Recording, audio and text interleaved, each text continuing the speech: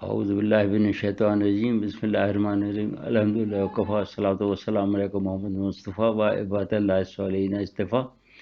بعد قارئین گرامی، ہم گزشتہ ہفتے جنگ مزار تک پہنچے تھے، جہاں اللہ سبحانہ وتعالیٰ نے مسلمانوں کو فتح سے نوازا۔ اب جنگ الولجہ کی طرف بڑھتے ہیں۔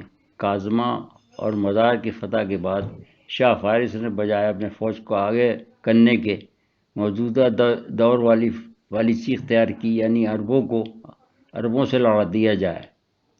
یہ میرے خیال میں تاریخ عراق میں پہلی جنگ تھی جو عربوں کے خلاف ایک سپر پاور کے حلیف ہونے کی وجہ سے لڑی، جس کا پرتو آج بھی وہاں دیکھا جا سکتا ہے۔ اردشیر جو کہ اس وقت بادشاہ تھا، اس نے اپنے معتمد گورنر، جس کا نام انظر زغر تھا، جو مدائن میں پیدا ہوا تھا مگر عرب نصارہ میں ہی پلا بڑھا تھا، اس خیال سے کہ چونکہ عرب انداز حرب سے واقف تھا اور وہ اسے بہت مانوس بھی تھا، لہذا اس کی قیادت میں عرب نصارہ کو لڑانے کا فیصلہ کیا اور اس کی مدد کے لیے اپنے سپہ سالار بہمن جادویہ کو روانہ کیا، مگر وہ حضرت خالد کے مقابلہ آنے سے گریزہ تھا۔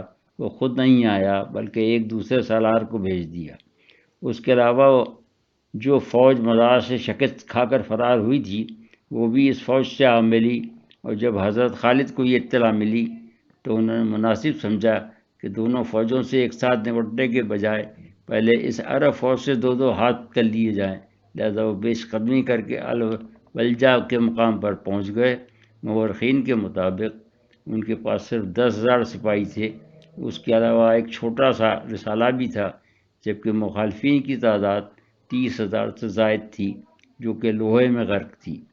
وہ مجاہدین کو لے کر آگے بڑھے اور مبارزت طلبی کی۔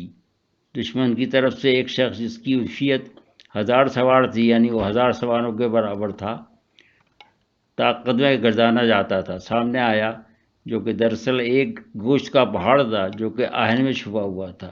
اس نے حضرت خالد بن ولید رضی اللہ تعالیٰ عنہ پہ وار کیا۔ حضرت خالد نے جھکائی دے کر خود کو بچا لیا، وہ اپنے ہی زور میں خود زمین سے جا ٹکرایا۔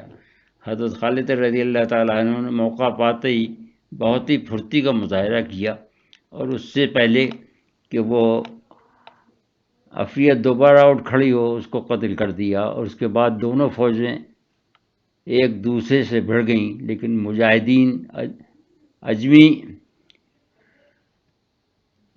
فوجوں کے قدم نہیں اکھاڑ سکے۔ قریب تھا کہ مسلمان پسپا ہو جائیں۔ میں 28 کو بھی کراس کر گیا میرے خیال سے۔ 28 پڑھ رہے ہیں نا؟ ٹھیک ہے، صحیح۔ دراصل اس مرتبہ اجمی بھی بہت ہی جامردی سے لڑ رہے تھے تاکہ وہ کاظمہ اور مزار کی شکست کا بدلہ لے سکیں، مگر یہاں بھی حضرت خالد کی جنگی چال کام آئی، اور انہوں نے اپنے رسالے کو دشمن کی فوج کے پیچھے پہاڑ کے اوٹ میں پہلے ہی بھیج دیا۔ جیسے ہی انہوں نے اشارہ دیا، وہ اللہ اکبر کے نعرے لگاتا ہوا پہاڑ سے اترنا شروع ہو گیا۔ دشمن سمجھا کہ یہ کوئی تازہ کمک مسلمانوں کو پہنچ گئی ہے، لہذا وہ سراسیمہ ہو گئے اور پیچھے کی طرف متوجہ ہو گئے۔ مسلمانوں کو موقع مل گیا اور ان کو مجاہدین نے آگے بڑھ کر تلواروں کی دھاروں پر رکھ لیا۔ غرض یہ کہ زبردست جنگ ہوئی، حتیٰ کہ انزاد غر بھی بھاگ کھڑا ہوا اور وہ صحرا میں راہ بھٹک گیا، پھر وہی پانی نہ ملنے کی وجہ سے تڑپ کر مر گیا۔ اس جنگ سے مسلمانوں کی مزید دھاک بیٹھ گئی اور بے انتہا مال غنیمت ہاتھ آیا۔ حضرت خالد رضی اللہ تعالیٰ عنہ نے خمس مدینہ روانہ کیا اور بقیہ مال غنیمت مجاہدین میں تقسیم کر دیا۔ جب حضرت ابوبکر رضی اللہ تعالیٰ عنہ کو اس فتح کی خبر پہنچی تو وہ بہت خوش ہوئے اور اجتماعی طور پر نماز شکرانہ ادا فرمائی۔ جنگ علیس الولجہ کی جنگ میں عرب نصارہ نے قبیلہ بنو بکر کے کافی لوگ مارے تھے، لہذا وہ اپنے سردار ابوالاسود کی قیادت میں پھر بدلہ لینے کے لیے جمع ہو رہے تھے، کیونکہ مارے جانے والوں میں نصارہ کے سردار عبدالاسود کا بیٹا بھی شامل تھا۔ عربوں کے جذبہ انتقام کو اجمیوں نے غنیمت سمجھا اور موقع سے فائدہ اٹھانا چاہا۔ وہ ابھی شکست کے بعد علیس کے مقام پہ جمع ہی ہو رہے تھے کہ 8ویں سپہ سالار بہمن جادویہ نے ان کی مدد کے لیے ایک اور فوج جبان نامی سالار کے زیر کمان بھیج دی۔ حضرت خالد بن ولید رضی اللہ تعالیٰ عنہ کو جب اس کی اطلاع ملی تو وہ فوراً علیس کی طرف روانہ ہو گئے۔ یہاں بھی ان کی وہی حکمت عملی رہی کہ جبان کی آمد سے پہلے ان سے نپٹ لیا جائے، لیکن انہیں شاید دیر سے اطلاع ملی۔ اس سے پہلے کہ وہاں پہنچے جبان اپنی فوج کے ساتھ پہنچ گیا، لیکن زیادہ تاخیر نہیں ہوئی۔ ابھی وہ اور اس کی فوج خیمے وغیرہ استادہ کر کے کھانا کھانے بیٹھے ہی تھے کہ حضرت خالد نے حملہ کر دیا، اور اس طرح وہ سراسیمہ ہو گئے۔ تھکے ہارے تو پہلے ہی تھے، اوپر سے بھوکے پیٹ لڑنے پہ ہی مجبور ہو گئے۔ جبان نے اپنی فوجوں کو جلدی سے تربیت دیا اور عرب سالار اسود اور ابجر کو دائیں بائیں متعین کیا۔ یہ جنگ دریائے کثیف و فرات کے درمیان لڑی گئی۔ یہاں دو دریاؤں کے درمیان ہونے کی وجہ سے جگہ بہت ہی تنگ تھی۔ جنگ حسب دستور موازہ طلبی سے شروع ہوئی۔ عرب نصارہ میں سے عبدالاسود حضرت خالد بن ولید رضی اللہ تعالیٰ عنہ کے مقابل آیا۔ اس کو حضرت خالد نے ایک ہی وار میں ختم کر دیا، لہذا اس پر دشمن طیش میں آ کر اسلامی فوج پہ ٹوٹ پڑا اور جنگ عام شروع ہو گئی۔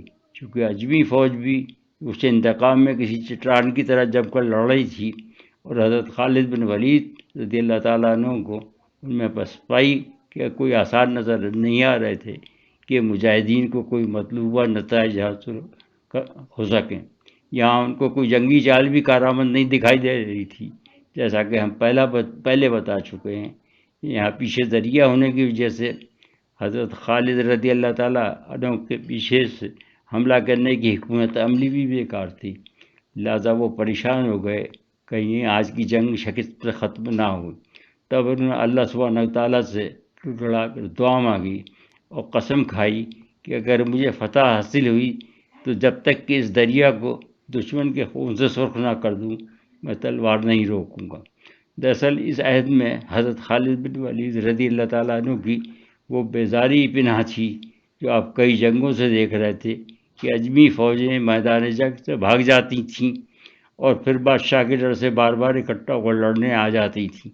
اس عہد نے مجاہدوں میں ایک نئی امنگ پیدا کر دی۔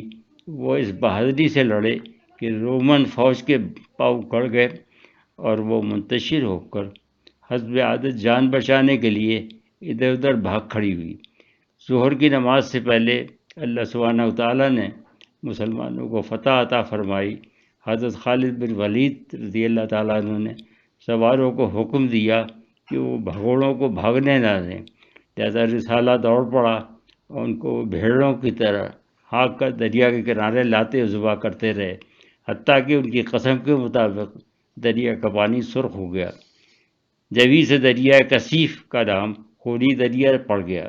پھر مسلمان اور حضرت خالد بن ولید رضی اللہ تعالیٰ عنہ دشمن کے پڑاؤ کی طرف گئے جہاں انواع اقسام کے کھانے چنے ہوئے تھے۔ حضرت خالد نے فرمایا کہ یہ مال غنیمت ہے، اس کو بلا تکلف کھاؤ۔ وہاں عربوں نے پہلی مرتبہ چپاتیاں دیکھیں تو وہ اس کو چچڑے سمجھے اور کھانے سے اجتناب کیا، جبکہ شہری عرب ان سے واقف تھے۔ انہوں نے ان کو سمجھایا کہ یہ روٹیاں ہیں اور تم نے رقی العیش آسودہ زندگی کا نام نہیں سنا۔ انہوں نے کہا کہ ہاں۔ تب انہوں نے کہا یہ وہی ہیں۔ یہاں سے پتلی روٹی کا نام عیش پڑا جو آج تک سعودی عرب میں رائج ہے، ورنہ بقیہ اہل عرب روٹی کو خبز کہتے ہیں۔ چونکہ اس جنگ میں عرب نصارہ کے شعراء مغیشیہ کے سارے باشندے جنگ میں مارے گئے، لہذا حضرت خالد نے شہر پر قبضہ کر لیا اور انہیں وہاں سے اس قدر مال غنیمت ملا کہ ہر سوار کے حصے میں 1500 درہم آئے۔ مال غنیمت سے خمس نکال کر حضرت خالد نے ایک بنی اجل کے شخص جندل کو فتح کی خبر اور قیدیوں کے مدینہ حضرت ابو بکر کی خدمت قیدیوں کے ساتھ مدینہ حضرت ابو بکر رضی اللہ تعالیٰ عنہ کی خدمت میں روانہ کیا۔ انہوں نے جب امانت پہنچا دی تو حضرت ابو بکر نے ایک لونڈی کو ان ایک لونڈی ان کو بطور تحفہ عطا فرمائی. پھر لوگوں کو خطاب فرمایا کہ اے گروہ قریش، تمہارے شیر نے ایک شیر پر حملہ کیا ہے اور اس پر غالب آ کر اس کی بوٹی بوٹی کر دی ہے. عورتیں خالد بن ولید جیسا بچہ جنت سے قاصر ہیں.